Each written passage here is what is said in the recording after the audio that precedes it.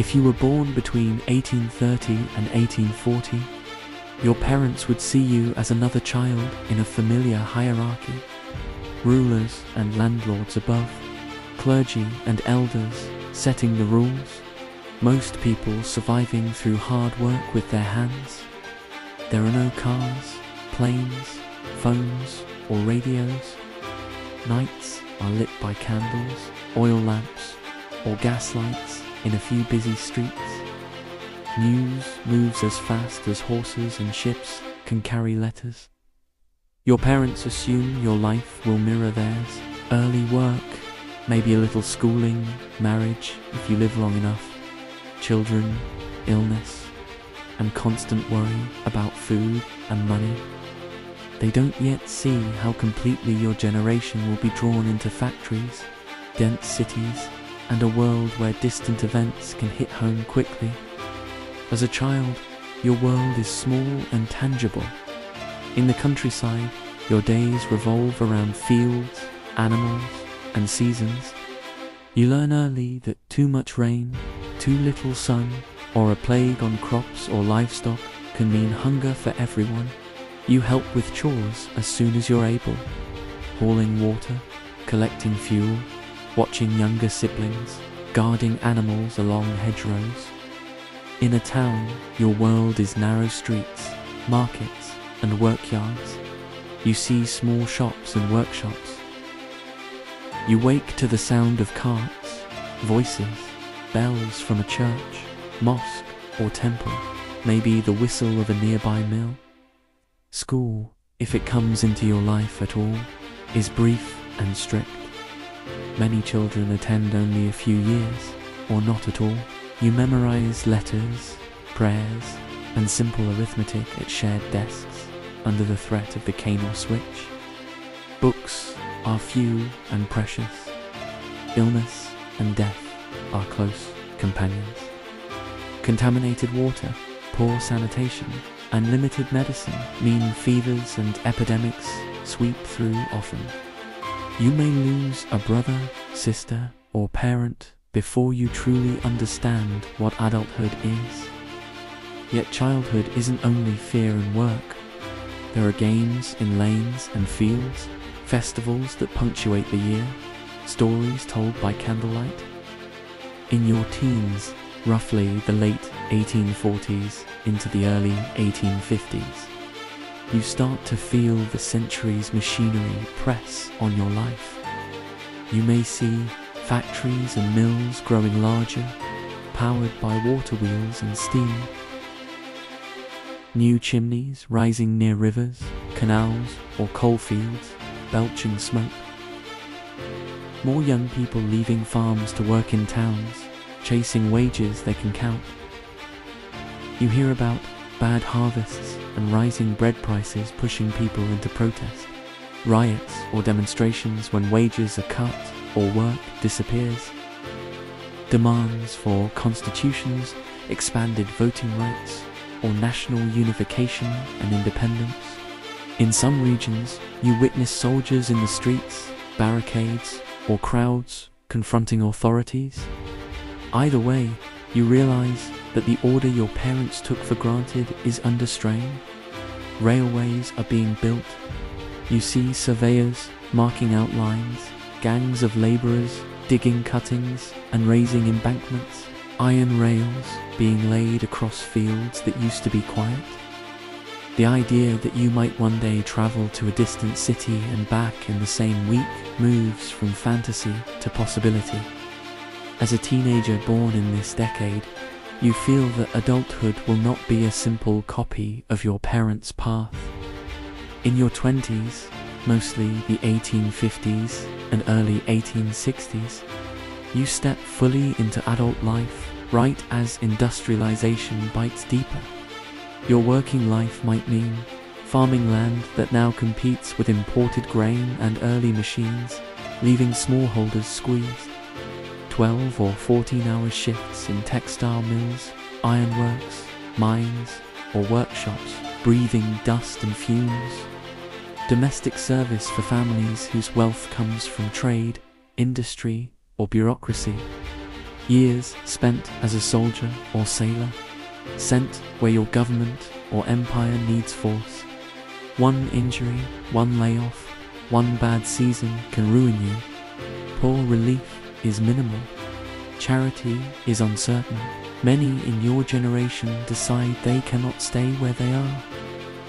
You might move from village to nearby town, then to a large city. From an overcrowded city in one region to a growing one in another. Across an ocean, on a steamship, to a colony or new republic, promising land or work. City life offers wages and a sense of motion, but also cramped housing, whole families in one room, sometimes multiple families sharing, water that may carry disease, sewage in gutters and shared courtyards, cheap entertainments, music halls, pubs, street performances that fill evenings, new ideas traded in back rooms and on street corners, political speeches, religious revivals, radical newspapers passed hand to hand. You become part of the mass of urban workers and servants that defines this new age. By your 40s and 50s, roughly the 1870s to 1890s, the gap between your childhood and your present is enormous. Railways are part of everyday life. Trains shuttle people, coal grain, and manufactured goods constantly. Tickets and timetables hang in station windows. Goods in your market may have travelled hundreds of miles in a day. Cities have swollen into industrial giants. Rows of factories line rivers and tracks. Slums cluster around them with cheap, tightly packed housing. Smoke and soot settle on buildings and lungs alike. Public health slowly becomes a concern for authorities. Without clean water and sewage systems, epidemics threaten rich and poor alike, forcing investment in pipes, sewers, and basic sanitation. Politics is no longer just something done by elites in distant chambers. Mass movements appear. Workers organize unions and parties, demanding shorter hours, safer workplaces, and legal protections. Anti-slavery and anti-serfdom struggles, or their aftermath, reshape labor systems and social hierarchies. Suffrage campaigns push to extend voting rights to more men, and early women's movements argue for their own voice. Nationalist and independence movements rally people who may never meet but share language, history, or grievance. As someone born between 1830 and 1840, you remember a quieter time when people like you had little formal power. Now you see crowds, banners, and petitions. You may join them, fear them, or simply try to live around them.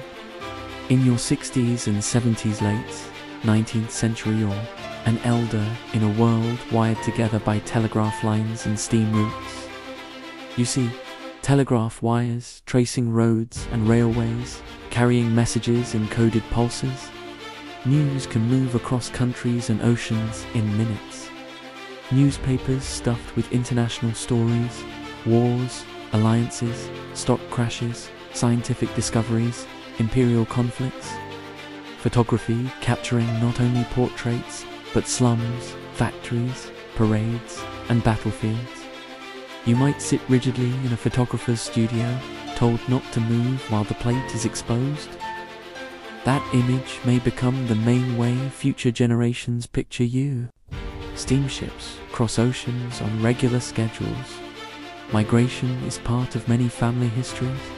You may have children or siblings living permanently in other countries, sending letters that describe lives on different continents.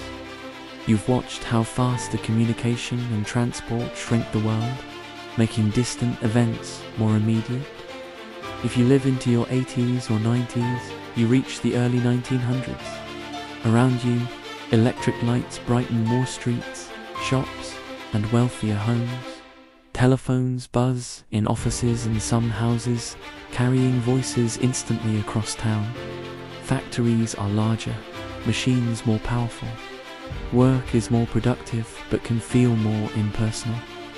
Medical and scientific advances, especially around germs and sanitations, start to improve survival and reduce some diseases. You hear and perhaps see early automobiles rattling along roads, sharing space awkwardly with horses and pedestrians. You read or hear about experiments in powered flight. Younger people talk casually about trains, long-distance travel, mass-produced goods, and global news. From your vantage point, you've seen several worlds come and go.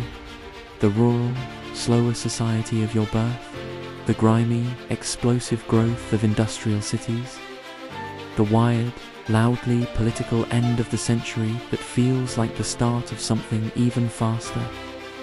What it meant to be born between 1830 and 1840. If you were born in this decade, the official record will likely never mention you by name. Your life will be traced, if at all, in a few entries in registers, a story passed down, perhaps a single photograph with no caption left. But the arc of your years runs through the core of the 19th century's transformation. From village roads in small towns to vast industrial cities and rail networks. From slow, local news to telegraphed headlines and cheap newspapers. From hand tools and seasonal rhythms to factory schedules and machine noise. From quiet deference to organized, noisy movements for rights, representation, and national identity. You'd share a birth decade with industrial magnates and factory hands, generals and deserters, reformers and those who fought change. You'd share even more with millions of people who kept homes, raised children, labored in fields and workshops, and adapted again and again as the world changed around them. Being born between 1830 and 1840 means starting life in an older, slower world and ending it in a world your grandchildren would recognize as the beginning of the modern age. Your story, even if remembered only within your family, would be one more real thread woven into that dense, restless fabric of change.